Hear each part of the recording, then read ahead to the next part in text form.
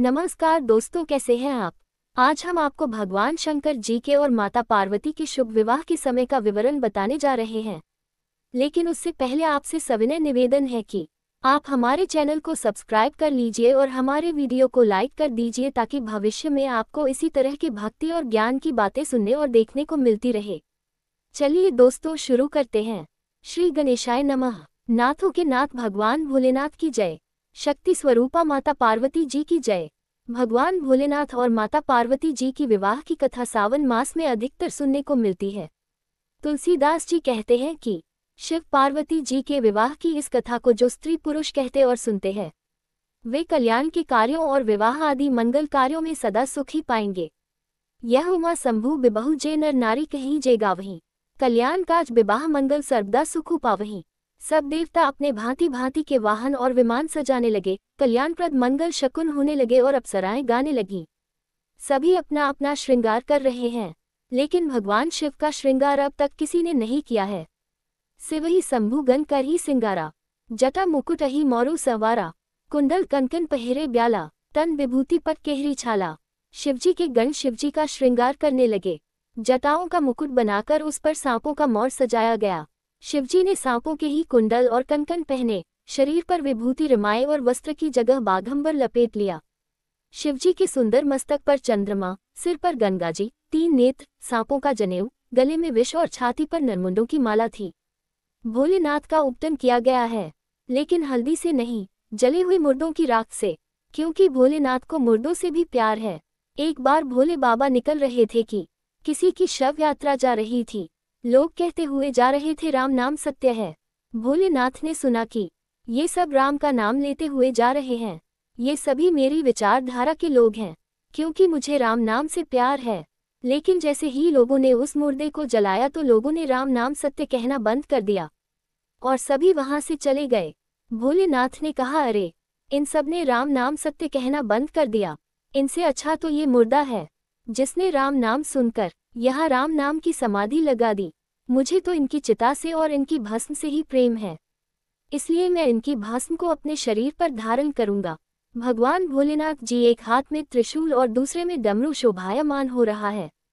शिवजी बैल पर चढ़कर चले, बाजे बज रहे हैं। शिवजी को देखकर देवलोक की कुछ देवी और अप्सराएं मुस्कुराते हुए कहती है कि भगवान भोलेनाथ को इस संसार में इस वर के योग्य दुल्हन नहीं मिल पाएगी। विष्णु जी और ब्रह्मा जी आदि देवताओं के समूह अपने अपने वाहनों पर चढ़कर बारात में चलने लगे। तब विष्णु भगवान जी ने सब दिपालों को बुलाकर हंसकर ऐसा कहा, सब लोग अपने अपने दल समेत अलग अलग होकर चलो।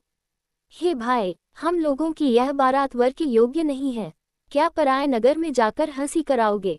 विष्णु भगवान की बात सुनकर देवता मुस्कुराए और वे अपनी अपनी सेना सहित अलग हो गए। महादेव जी यह सब देखकर मन ही मन मुस्कुराते हैं, सोचते हैं कि भगवान विष्णु जी के हंसी और मजाक करने की आदत कब जाएगी। अपने प्यारे विष्णु भगवान के इन अति प्रिय वचनों को सुनकर शिवजी ने भी सेवक को भेजकर अपने सब गणों को बुलवा लिया।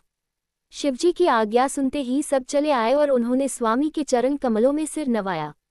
तरह तरह की सवारियों और तरह तरह के वेश वाले अपने समाज को देखकर शिवजी हंसने लगे। शिवजी की बारात कैसी है, जरा देखिए। कोई बिना मुख का है, किसी के बहुत से मुख हैं। कोई बिना हाथ पैर का है, तो किसी के कई हाथ पैर हैं। किसी के बहुत आंखें हैं, तो किसी के एक भी आंख नहीं है।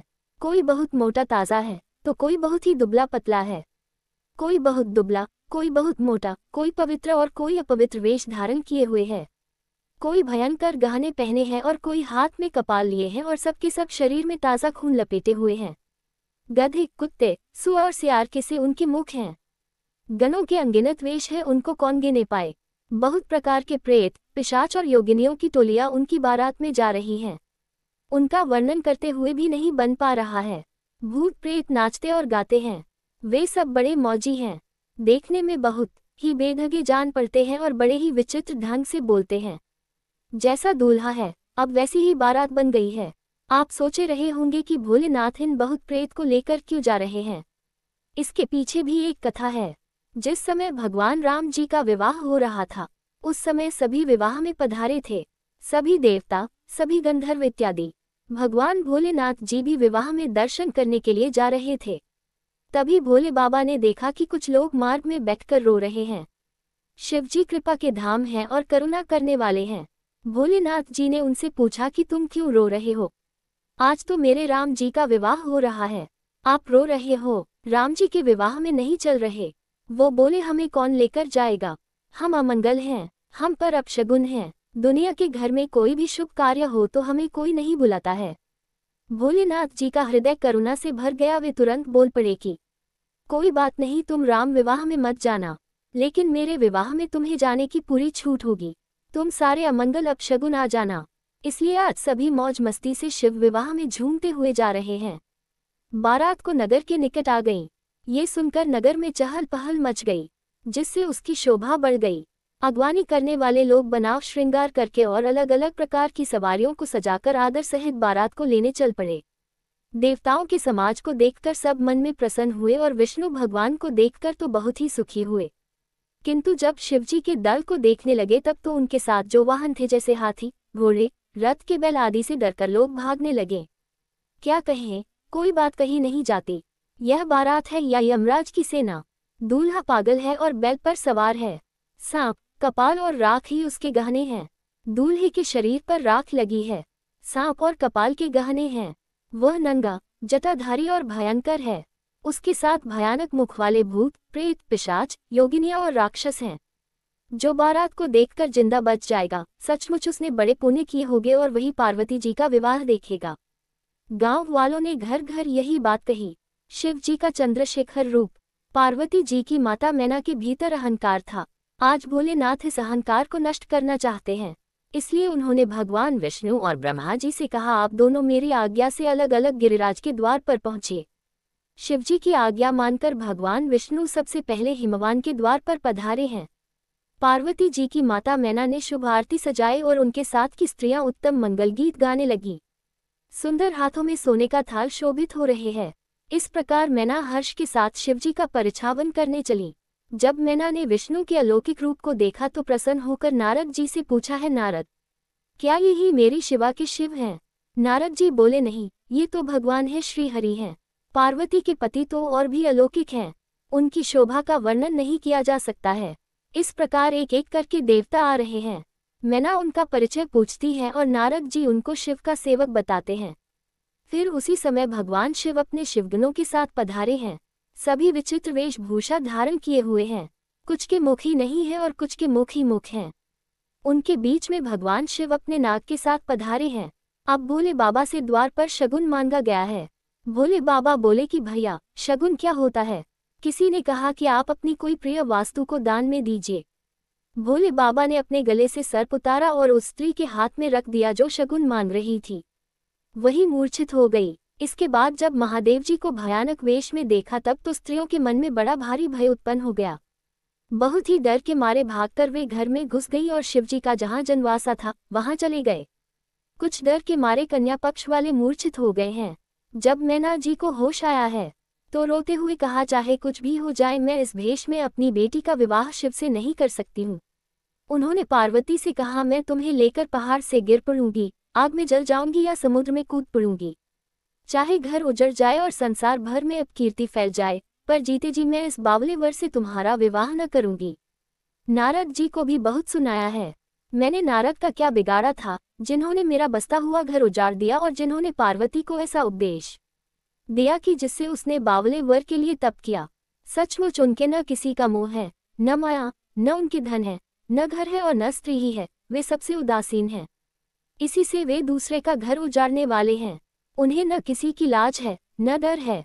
भला बांझ स्त्री प्रसव की पीड़ा को क्या जाने। ये सब सुनकर पार्वती अपनी माँ से बोली, हे माता, कलंक मत लो, रोना छोड़ो, यह अवसर विषाद करने का नहीं है। मेरे भाग्य में जो दुख सुख लिखा है उसे मैं जहाँ जाऊंगी वहीं पाऊंगी। पार्वती जी के ऐसे विनय भरे कोमल वचन सुनकर सारी स्त्रियां सोच करने लगी और भांति भांति से विधाता को दोष देकर आंखों से आंसू बहाने लगी। फिर ऐसा कहकर पार्वती शिव के पास गई हैं और उन्होंने निवेदन किया है, हे भोलेनाथ, मुझे सभी रूप और सभी वेश में स्वीकार हो, लेकिन प्रत्येक माता पिता की इच्छा होती है कि उनका दामाद सुंदर हो। तभी वहां विष्णु जी आ जाते हैं और कहते हैं, पार्वती जी, आप चिंता मत कीजिए, आज जो भोले बाबा का रूप बनेगा उसे देखकर सभी दान रह जाएंगे। आप ये जिम्मेदारी मुझ पर छोड़िए। अब भगवान विष्णु ने भगवान शिव का सुंदर श्रृंगार किया है और सुंदर वस्त्र पहनाए हैं।